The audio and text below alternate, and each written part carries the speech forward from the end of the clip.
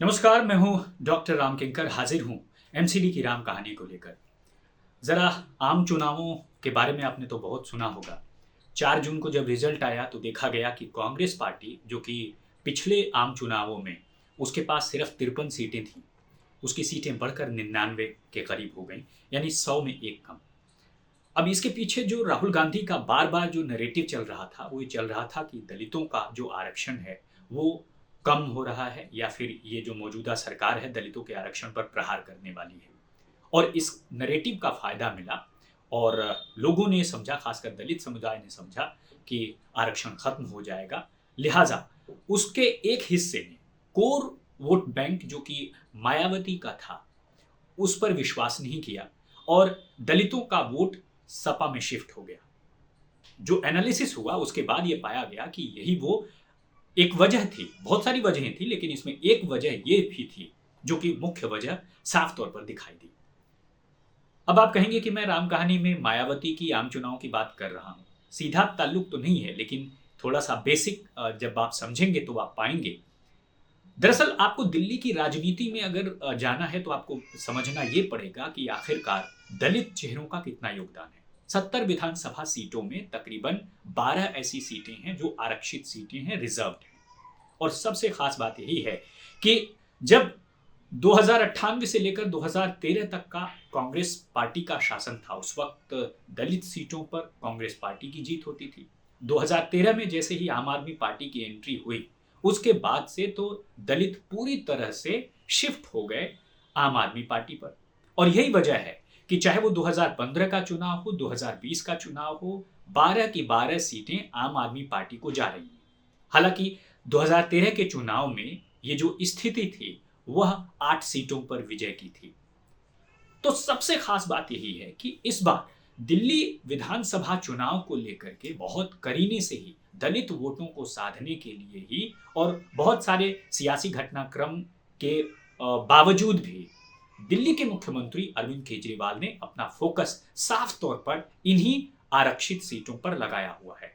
अब सबसे खास बात यही है कि नए मौजूदा मेयर जो महेश खींची हैं, वो दलित समुदाय से आते हैं। देवनगर वार्ड लगता है, वहां से पार्षद हैं।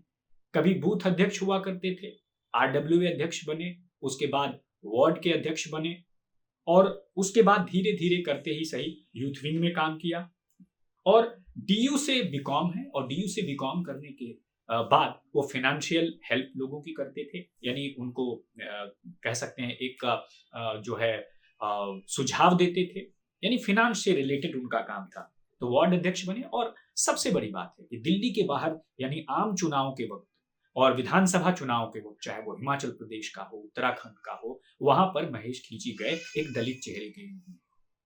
तो साफ तौर पर इस दलित चेहरे की एंट्री से आम आदमी पार्टी ने अब साधने की कोशिश की है दलित समुदाय को, उन 12 सीटों पर अपने वोटों को कंसोलिडेट करने की कोशिश की है। अब आपने देखा था कि किस तरह से आम चुनाव जब 2025 शुरू ही हुआ था, या फिर दिल्ली में अगर हम बात करें, दिल्ली में वो चरण आना ही था, उससे ठीक पहले राजेंद्र पाल गौतम जो सामाजिक कल्याण विभाग के मंत्री थे, उन्होंने सीधे तौर पर कांग्रेस को छोड़ दिया। और याद रखिए, वो भी पटेल नगर विधानसभा से ही आते हैं, यानी देवनगर और पटेल नगर बिल्कुल साथ साथ सटी हुई सीटें हैं।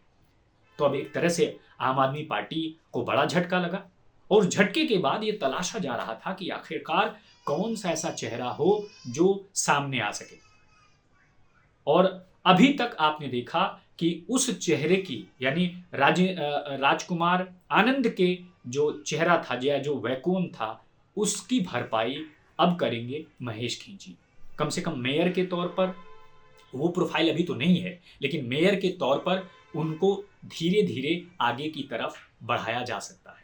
तो साफ तौर पर जब आप देखेंगे इस पूरे राजनीतिक घटनाक्रम को, तो आपको समझ में आएगा कि तकरीबन 12 की 12 आरक्षित सीटों पर आम आदमी पार्टी ने अपना फोकस कर दिया है।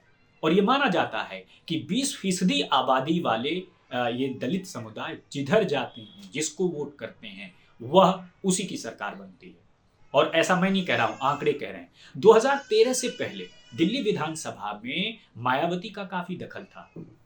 दलित समुदाय, जो कि मायावती का कोर वोटर समझा जाता है, वह इंटैक्ट था 2013 से पहले, यानी कांग्रेस से पहले और 98 से 13 तक कांग्रेस का शासन रहा और 13 से पहले बाकायदा दिल्ली विधानसभा में इन्हीं वोटों की बदौलत, इन्हीं 20% वोटर्स की बदौलत मायावती के विधायक बनते थे, पार्षद बनते थे।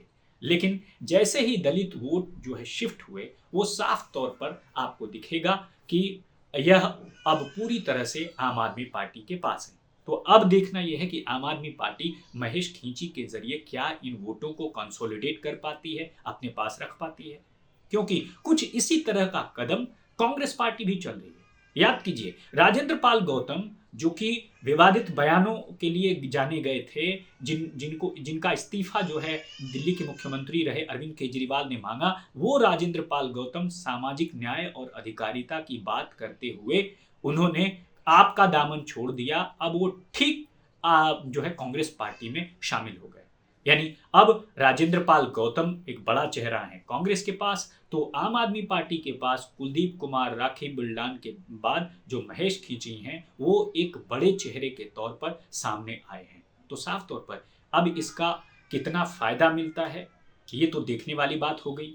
क्या उनका चेहरा इन वोटों को कंसोलिडेट कर पाता है, अपने साथ जोड़ कर रख पाता है? तो बीजेपी के पास राजकुमार आनंद जैसा एक बड़ा चेहरा, जो कि पूर्व मंत्री रहा है, पटेल नगर विधानसभा से अंतर्गत आते हैं। तो साफ तौर पर ये वो चीजें हैं जो दिखाती हैं कि अमूमन 2013, 2015 और 2020 लगातार इन चुनावों में जो आरक्षित सीटें हैं, उन सीटों को अपने कब्जे में करने वाली आम आदमी पार्टी महेश खींची के जरिए क्या इन वोटों को अपने साथ इंटैक्ट रख पाती है, या फिर दलित चेहरे के तौर पर राजकुमार आनंद की भाजपा में एंट्री, राजकुमार गौतम की कांग्रेस में एंट्री, क्या इन वोटों में कोई सेंध लगा पाती है?